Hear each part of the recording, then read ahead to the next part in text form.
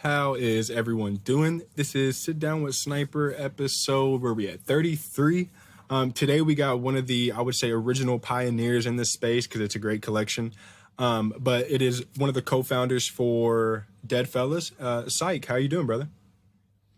Yeah, good, Sniper. Good. Thanks for having me. Absolutely. So, you've been in this space for well over a year now. Before we jump into what Dead Fellas has done, when did you start? So after looking at your profile, I seen that you've been a vector artist for a while, and I believe you've been an artist since 2008. Is that correct? Yeah, so I would say I grew up as an artist, like sign writing and designing and things like that. And that was more so like graphic design than illustration. And then I would say I shifted into like full-time vector art. I kind of fell in love with vector programs in university, and ever since then I was a freelance illustrator, and then had to jump into the corporate world pretty quickly to try and actually make some money on the side of being an artist. And then that took me through for quite a long time, and then I found myself here. So whenever you were an artist back then, who were the people that you were looking up to? Was there anyone that you gained like inspiration from? Yeah, so like a lot of Japanese artists or Japanese inspired artists, just with the nature of vector art, like I was always drawn to it because it was quite clean. So you look at like mascot design, you look at, Japanese inspired design, like everything's quite intentional, like shapes and silhouettes and things like that. So that always, I feel like led me in the right direction for vector art. As well as like a lot of, my name Psych, right, which was originally Psych Street Fight. I've always been drawn to a lot of like kind of mashup styles and psychedelic styles and like bright color palettes and things like that. So my name kind of was birthed through that style as well. Okay, that's sick. I didn't know that. So what would be the factor that drew you into NFTs? Did you see other people doing it, someone bring it to you, or was it something just something you stumbled upon yourself?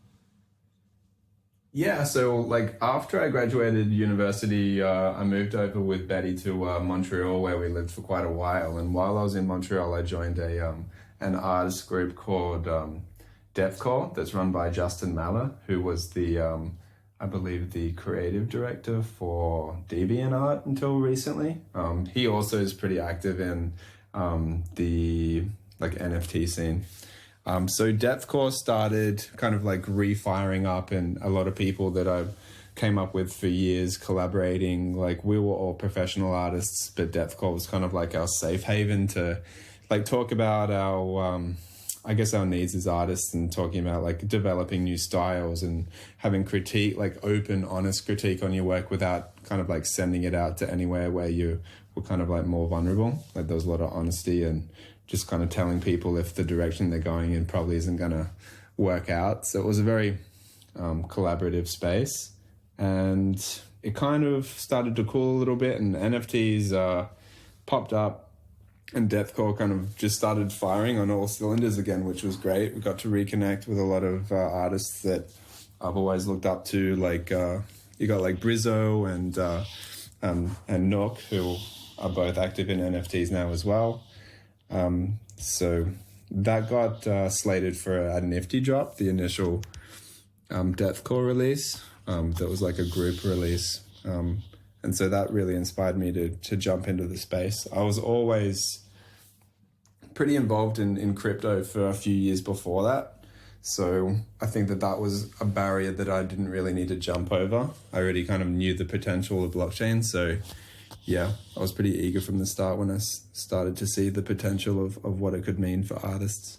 Were you in crypto at all before NFTs, or did that just come with NFTs? Like I would say that I was just kind of like dabbling in your more like mainstream ones, like early Ethereum and like a bit of Bitcoin and just bits and pieces. I never really had the funds to like dive right in because we were just running our own agency and things like that. So a lot of our cash we just poured back into business and things like that. But I definitely liked just like, I guess, the community around it and the technology around the different coins, and I had a Facebook group with a few friends where we just kind of talk about blockchain tech and try and educate ourselves, but pretty wild space. Oh, damn, that's sick. Okay, so, you learned about the NFTs, you knew something about crypto. I believe August 13th, and if that's wrong, I believe it's around there, of 2021 is when Deadfellows was launched. I was actually the second person to mint out of that collection, so I was super happy about that. And it was very early on, one of the first projects that I actually got to be a part of. And I want to say this might have been the first project that I actually got to mint, actually be there and mint. And then the end of October, you would do the Infected Series 1. And then I believe February of this year, you would do the Dead Friends.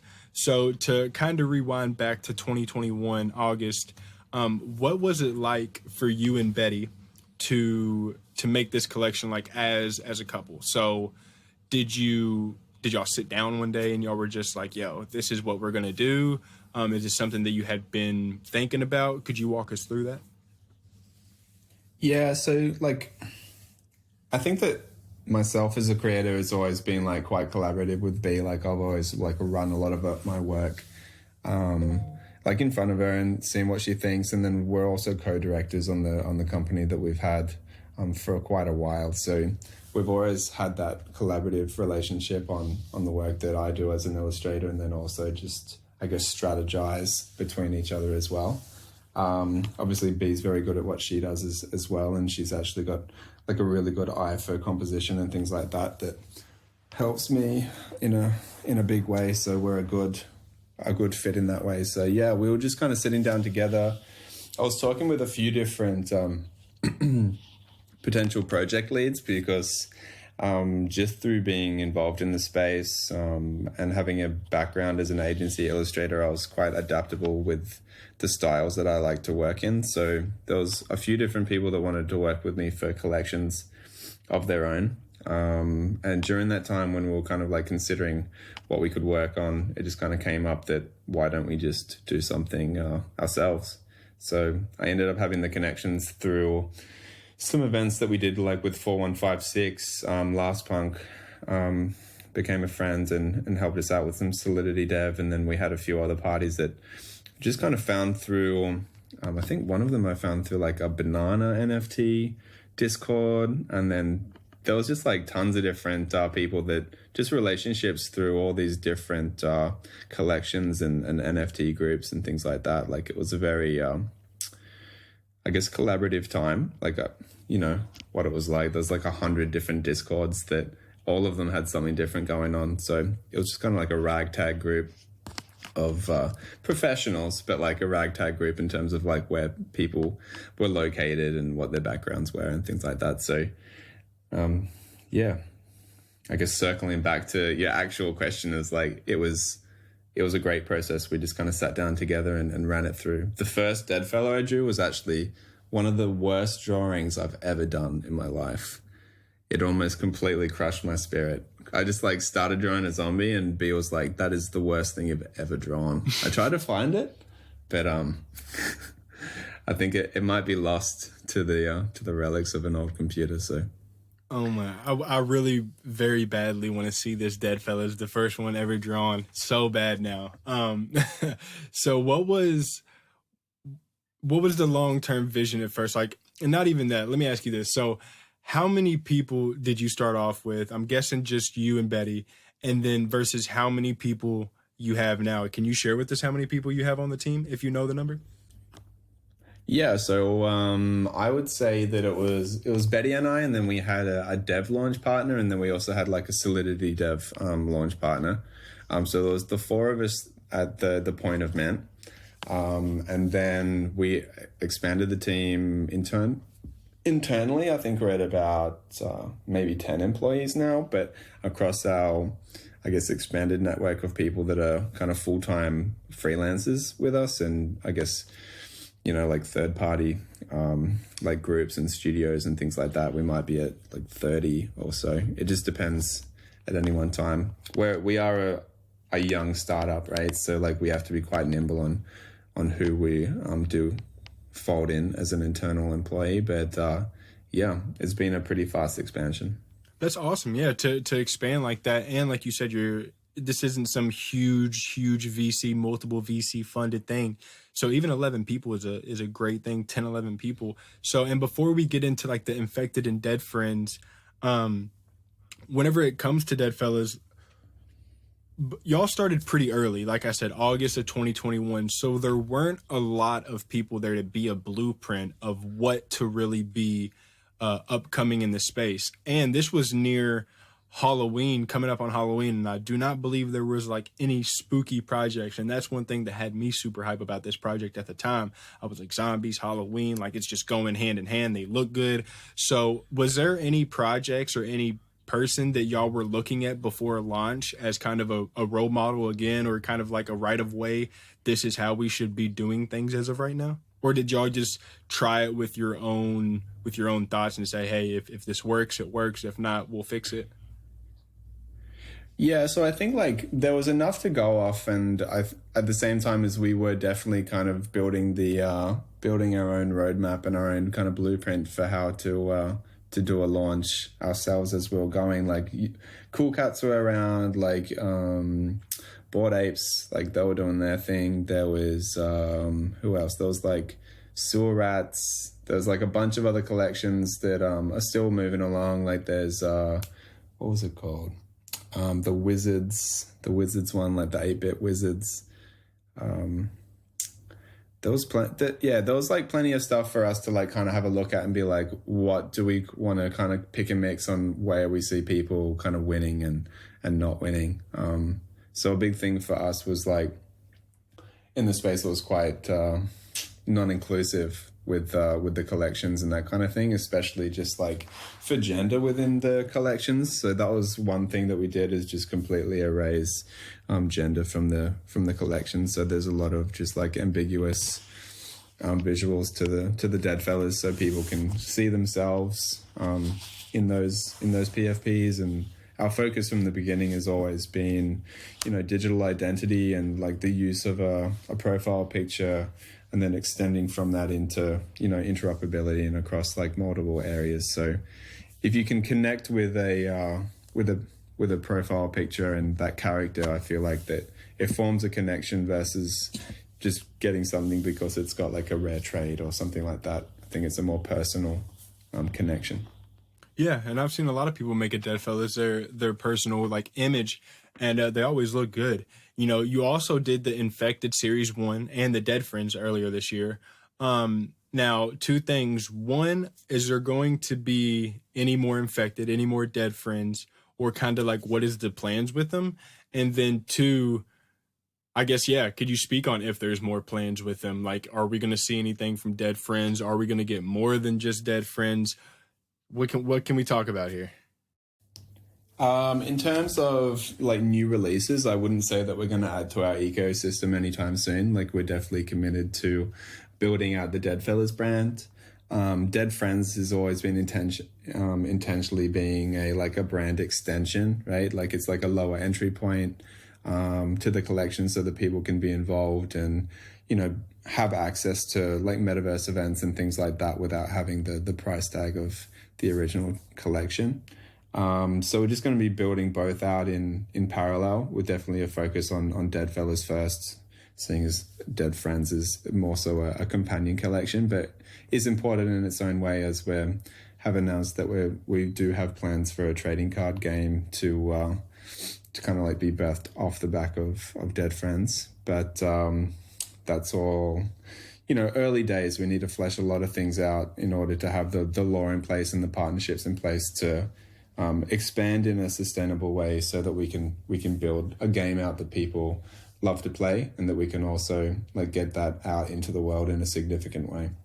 Yo, that would be super sick to see some Dead Friends on any cards.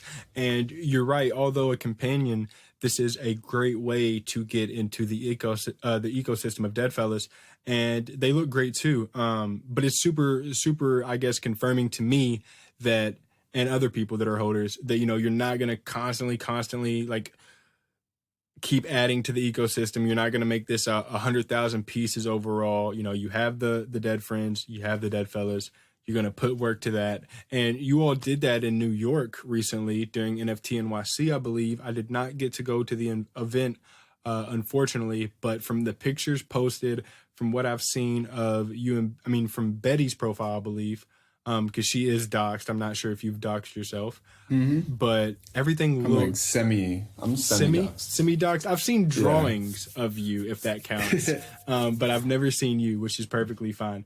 But yes, it looked absolutely amazing. I'm talking neon lights, green everywhere. I saw the throne, just like the way it went down. I heard a lot of people talking about the Dead Fellas event. So I was going to see if maybe you could speak on that. Would a Dead Friends have got us into the party, or was it Dead Fellas only?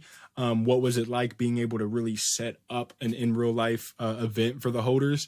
And, looking back a year ago in August versus now, you're near Times Square just having a ball with, thousands of people. What's that like for you?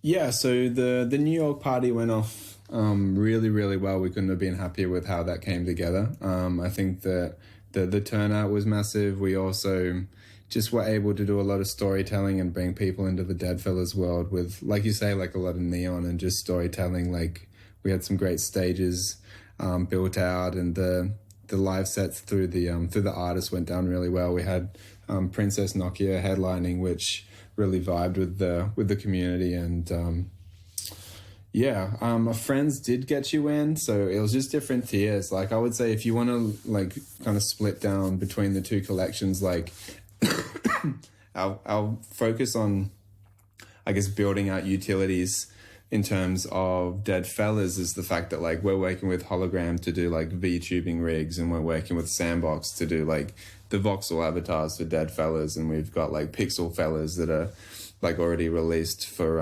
web, but like they're also IPFS hosted, so that any kind of pixel 2D led metaverse can use those assets, right? Can just kind of tap into those and use them because they're publicly available assets. So if they want to like link those to a token and make those interoperable assets within their own like 2D game, like they can. So we're always kind of chasing the evolutions of interoperable assets and kind of like digital identity in terms of Dead Fellas, especially since Dead Friends, like it's very hard to try and get a platform that's in early stages to like build out rigs for dogs and frogs and things like that. So Friends are definitely focused on the eventual trading card game, and then also like being companions to Dead Fellas. Yo, every time you say trading cards, like I get more excited just because I feel like it's something that if done right, it could be absolutely so fun. I was a big Pokemon, big Yu-Gi-Oh guy. So anytime I see any mention of that stuff, I get too giddy about it. But Dead Fellas has done some great things over the time. We've talked about you doing NYC. You've started during what was, I would say, the beginning of all this. Now, just the other day, I seen that there is a Wrangler announcement. So I know you probably can't dive too deep, but I could see myself in some nice green Wrangler jeans. You know what I'm saying? Like, come on now. What's up with that? What can you tell us? I've been seeing that the Twitter has been doing a very engaging tactic, which is super, super fun, with the Wranglers collab, where it allows people to pick kind of, what are them games called? Like, is it butterfly effect kind of thing, where you get to determine the outcome of what it is, and just seeing people pick different things or their reasoning behind it. It's gotten a lot of people involved, whether you hold a Dead Fellas or not, on Twitter. So what can you tell us about this Wrangler thing, man? It seems really cool. Yeah, so the Wrangler collab has been really fun. It's been a great team to collaborate with. Like the Wrangler team have been like really I guess involved in that process and have been really responsive to like wanting to do cool things. And so it's like a choose your own adventure like posted through the Dead Fellas, the lore and folding in the Wrangler brand, and that's been going really well. In terms of like merchandising, we would just need to leave it to when that official messaging comes out through Wrangler or Dead Fellas. But yeah. I'm excited, man. I'm excited just because I'm hoping, and I know you can't talk on it, but I'm hoping that we see this around Halloween. Because, like I said, I'm trying to walk around town in some green pants. If that's even a thing that's coming, who knows? Maybe we see something, maybe we don't. But that is super cool. I've been really excited to see just what Web2 companies really dive into the space, who is still around. And, right now we're in kind of a bear market. I'm not even going to say kind of, it is what it is. It's a bear market. But Deadfellas has still been going strong. So what would you say is just like the main vision for you all? Do you have this long-term vision of 5, 10, 20, however many years? Or, what's going on? Yeah, so I would say that like we definitely have, I would say a 2 and a 5 year vision, especially with a space that moves so quickly. You almost need like a 1 year and a 2 year and then a five, really. But yeah, because like Betty and I, we're moving over to the States, and the company that owns Deadfellas that we own is going to be restructured into a US corporation, and there's like quite a lot that we're doing to like ensure that we can continue to grow as a company. So we'll be continuing to kind of develop things that are for the Web3 ecosystem, for ourselves, and then also for the community at large. So yeah, I would say that the Deadfellas brand will continue to flourish, and we will also be expanding ourselves into being like tech innovators at the same time. Yo, that's actually sick. And congratulations on the move. That's a big thing. And to know that y'all are about to be, over here is crazy. I don't want to ask where you're moving to because that's private info. But do you plan on doing, once you get over to the States, do you plan on doing more in real life events, whether it's just at the, NFT NYC, Art Basel, stuff like that? But could this mean that we see more stuff from Deadfellas coming? Yeah, definitely. That's the whole intention, is that we really do want to be able to show out for people. Like our core audience is definitely in the US. So I think like it makes a lot of sense for us to be able to activate in a quicker way and an easier way, for us as founders, and then also just for the team in general, because it's so US based. I think like most of our people are like 90% US. So yeah, I think that we'll continue to activate in real life events and then see how we can flesh that out. It's definitely a unique space for doing those live events. Like you need to balance that off against the people that really love the space, because it is remote and it is anonymous, and people are given that space to interact and have like authentic connections, but they don't need to go to a live event. So we'll always continue to give attention to our metaverse activations and make sure that, we're showing out for the people that are there for the tech and the metaverse side, and not just the live events. So for one, that sounds like absolute dedication to me. The fact that you would move, to the US just because, you actually care, you're actually doing things. I respect that a lot. And I'm totally forgot to mention this earlier whenever we were talking collaborations. I hands down, still to this day, I do not hold any Deadfellas as of right now, but I will say that I'm looking at Dead Friends while we're talking, and I'm probably going to pick one up just because, I'm excited just for what you are building. But I still think Deadfellas has some of the most comfortable merch that you made with the hundreds. So I had my shirt and I got my hoodie. And when I tell you that the price did not even matter, that is still hands down to this day, now tied with Cool Cats, because it's also the same collab, but still to this day, some of the most comfortable merch. And I always, every time I get a piece of merch, I'm always like, how does this feel to my Deadfellas hoodie? Or how does this feel to my Deadfellas shirt? And every time it's just like, don't even hold up. So for one, I must applaud you on that, because that was a killer collab. The designs on it were just, everything was there and it really made it complete. I didn't feel like I was getting the no shots at anyone, but the black and white typical font, on a shirt.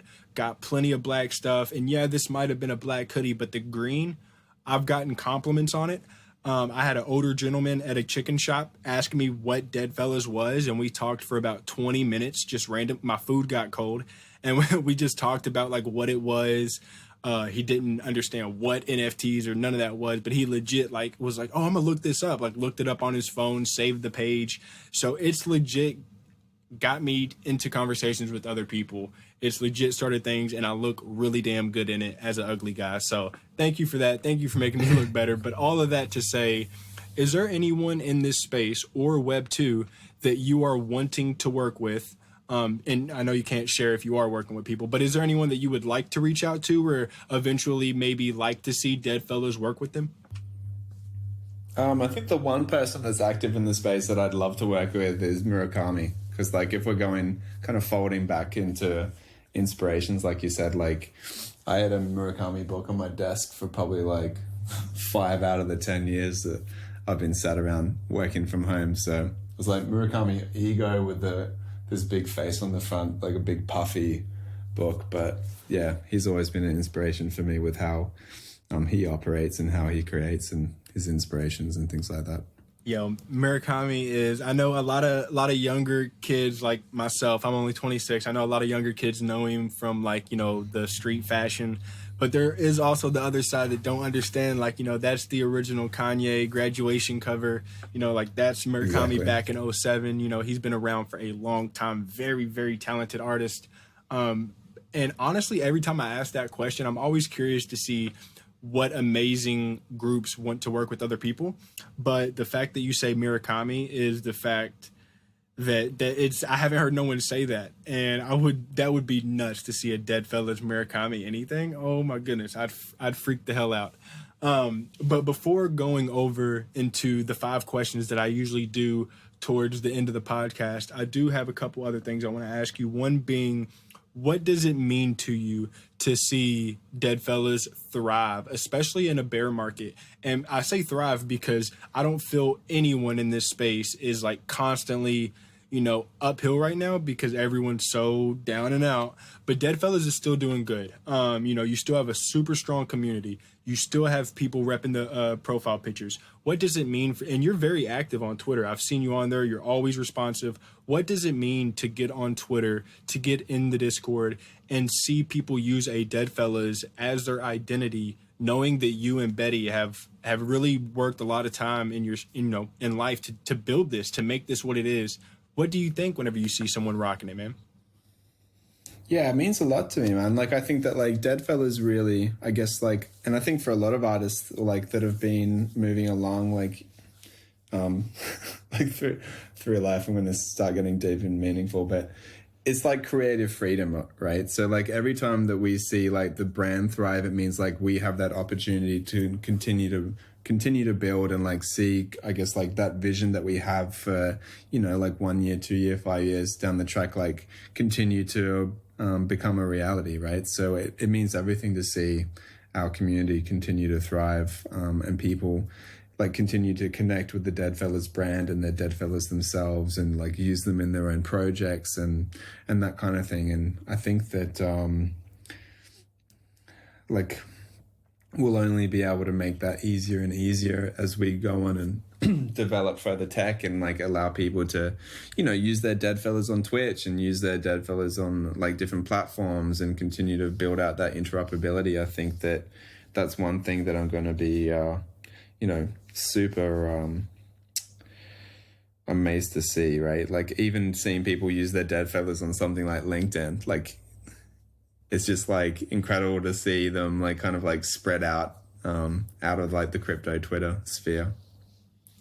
No, I mean, that's how, I mean, I could only imagine being an artist and coming from, you know, you're not just an artist overnight. You've been doing this for a while. Just to be able to go online and see people use it as their personal identity. You know, I've seen people that have literally almost probably never changed from a Dead Fella ever since August, and that is them. Like, you can't tell them no different. You know, people get tattoos of NFTs, stuff like that, and it's very unreal.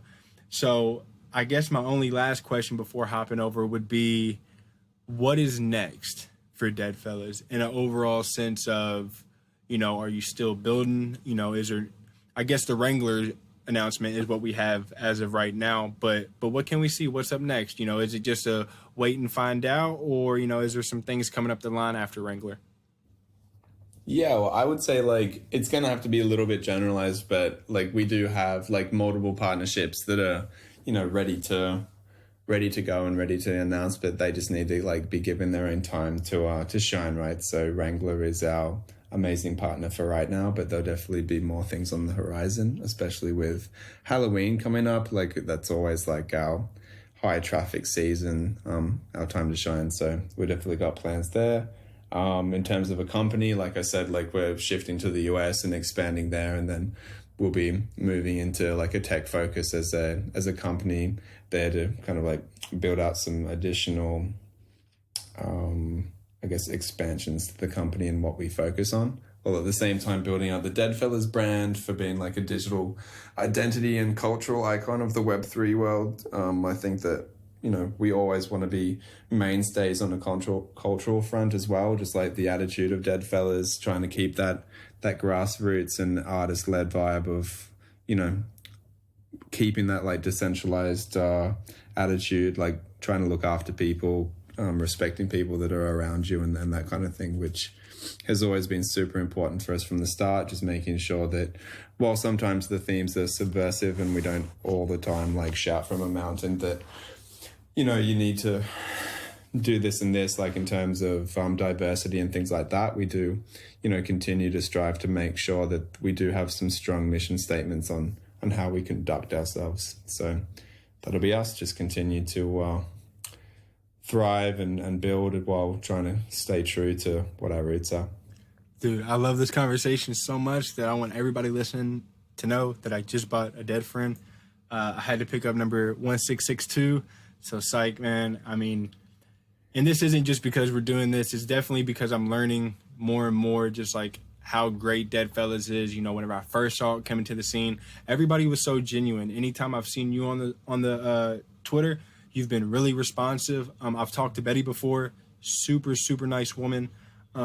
So that's lovely. And I want to say this toad that I just got, maybe one day I'll see it on a trading card, and that'll be so amazing. But I can't thank you enough. And before we do go to the 5 questions, is there anybody that you would like to thank for Deadfellas?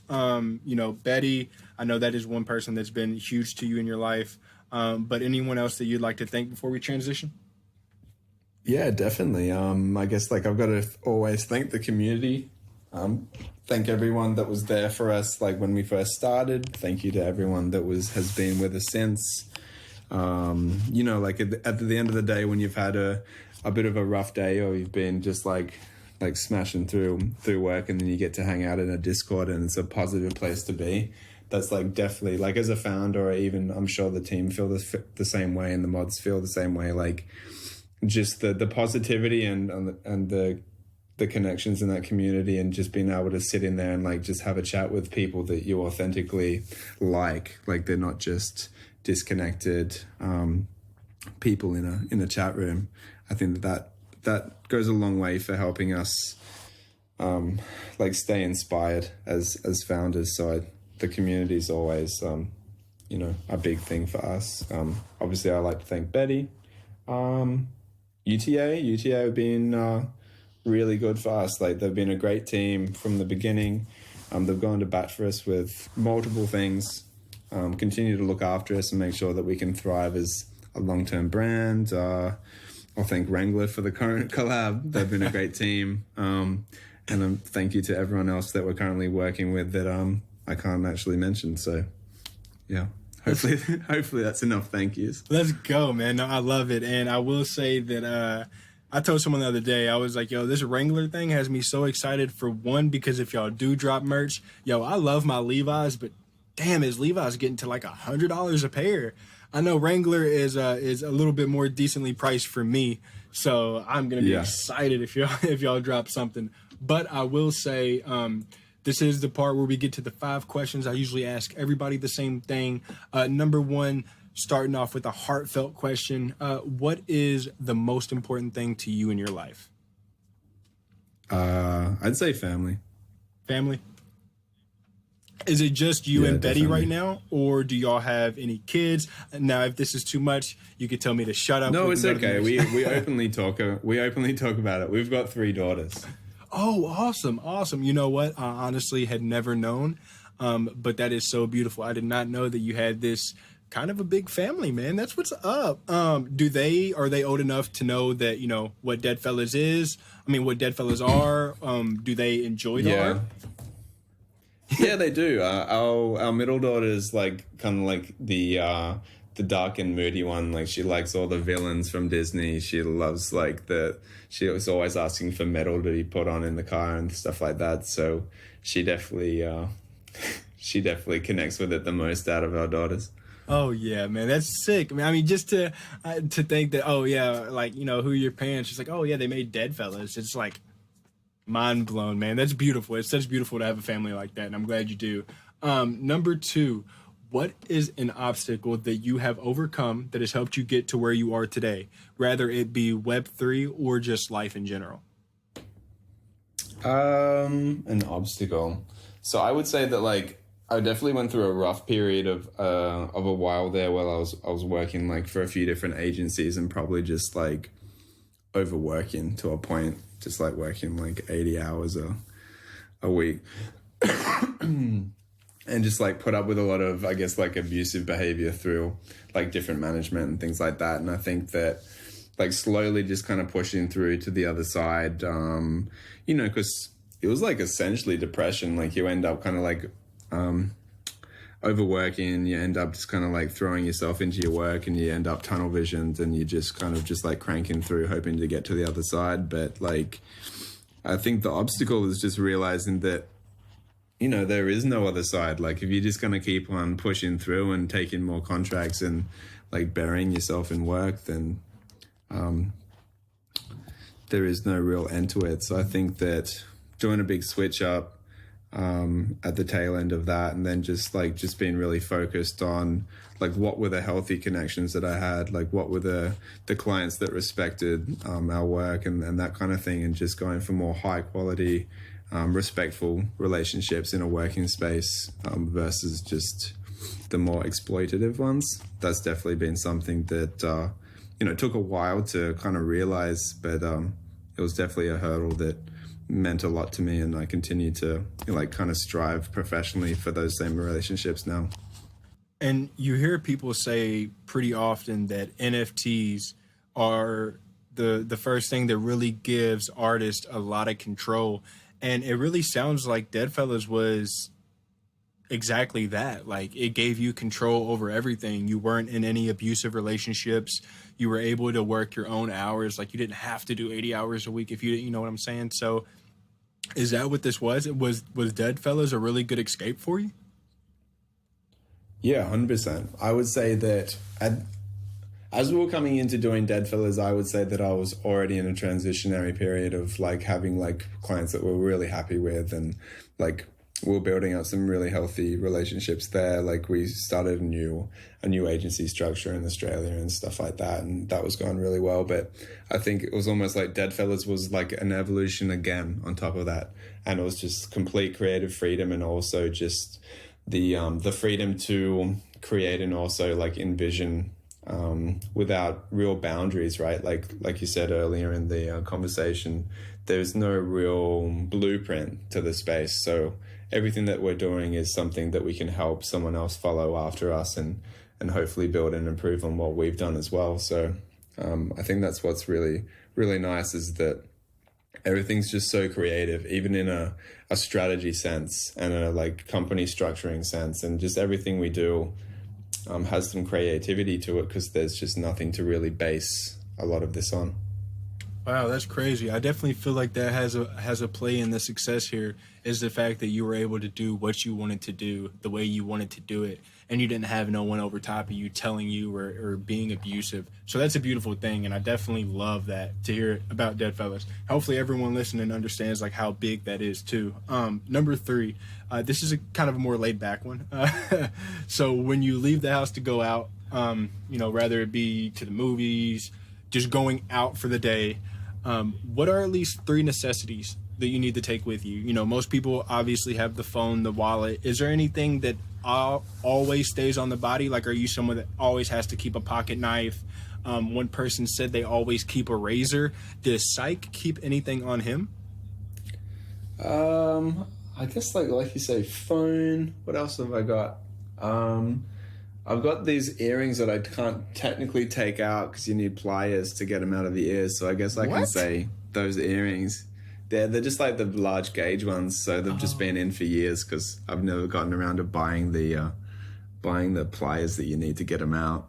And what else? I guess I've got some green Birkenstocks, the plastic ones, that are like my guilty pleasure. They're the most comfiest shoes that I've ever owned. Are I'll Birkenstocks probably bring them with actually me. comfortable, man? I mean, everyone keeps telling me to get a pair. They said that about Crocs too, man, and I'm not buying it with the Crocs. So what about Birks? So I don't want to fade Birkenstocks because I don't actually like the ones that are cork, like the ones that you kind of like traditionally like see people wearing. They're like these green foam ones that are just invincible, man. Like I said, like we've got 3 daughters, so it's like coffee gets spilled on them or the kids like throw up on them or something. You just like give them a rinse and they just keep on cracking, and they're the best, comfiest shoes I've ever worn. So there's my Birkenstocks plug for the...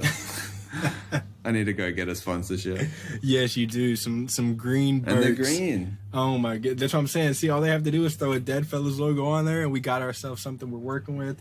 Exactly. Number 4 would be, and I don't want to hear I'm already too old because I know you're not. What is one thing that you want to do before you get too old? One thing. All right. I've always wanted to like climb just like the high areas of is it Machu Picchu, and just like those spaces. I think that it'd just be great to explore the world.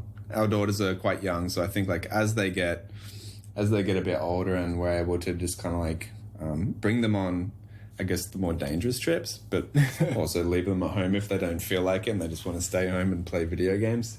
I think we're going to have pretty adventurous, I guess, holidays. I think one of the first things Betty bought me when we first started dating was the skydiving ticket. So we definitely like lean towards doing exciting things. Yo, skydiving is on my bucket list. We can do it here in Kentucky somewhere, apparently. And whenever I find out where and with who, I'm definitely going to be going skydiving. And I did want to ask real quick, you said you just mentioned holidays, so I have to ask. Last year, you were around for Halloween, but Dead Fellas weren't as big as they are now. Now, I have a feeling you have to go like all out for Halloween this year at home. Do you see yourself going crazy for Halloween this year? Yeah, 100%. Well, we've got quite a large Halloween event in LA this year. Oh, sick. Dead Fellas. And then also we'll be in LA for then. We'll be already moved for October. Oh, hell yeah, dude. So we'll be... So I will say for the last one, this is the banger. And I know that, so for founders, this question is like a little like toss up because you have your own stuff. So if I gave you 200 ETH and you had to spend it on NFTs, what are some big purchases or plays that you would make? And I'm asking you this as you being a collector of art, not a founder of a project. If you can even discuss that. I know sometimes it's a little conflict. I think from the art side, like I definitely collect from friends like Thank You X and like a few other, I guess, like really high tier like artistic NFT artists in the space. And I think that like I would love to have a CryptoPunk. I feel like I've missed the train there. Just like collect a lot of different things in my collecting history. But yeah, I think that if I had 200, I'd love to have a CryptoPunk. A CryptoPunk. You know what? I don't know what it is.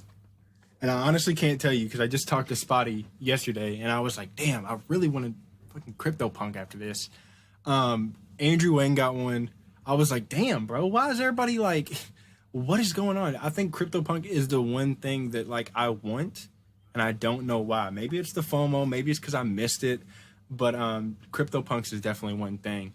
But other than that, man, I mean, that really does it for us today. Now, this wasn't, as long as the usual podcast, but I felt like we talked on a lot of things. And for you being in this space as long as you have, you've done a lot of great. You've helped a lot of artists. You've helped a lot of people in general. And yo, it's been super fun to see what the Dead Fellas have made. So is there any closing thoughts that you can leave us with? We know that you're building, we know that you're going strong, but just a couple words to leave us on, man. You put me on the spot. I'm not a very elegant speaker. No, you're good. You're good. I would say like, it's an honor to keep on building with everyone. I think that the last few months is probably some of the most fun I've had, actually. Like, I've been able to have a lot of quality conversations rather than constantly fielding like scams and stuff. So yeah, I think that thanks for sticking around through a bear market. I think in general, like not just within Dead Fellas, but just the creators as well. Like, I think that's what keeps it special, like just the whole ecosystem. And when you think about people talking about a metaverse, like I always see that as being like a tapestry of being like tons of different platforms, tons of different creators, like lots of different like assets and creative styles and things like that. So I think that, just everyone needs to be in there for the right reasons, like stay passionate and keep on creating. And I think that, we'll get to the other side and see the fruition of the space as the tech and the onboarding for the Web3 space continues to improve and we gain mass adoption. And I think it's going to be a beautiful thing. And it's just great to see people continue to create and do their own thing. Look at that, man. Pressure makes diamonds. I put him on the spot and he gave me an absolutely amazing answer. Bro, that was perfect. That's exactly what I wanted. Such a humble guy, such a great artist.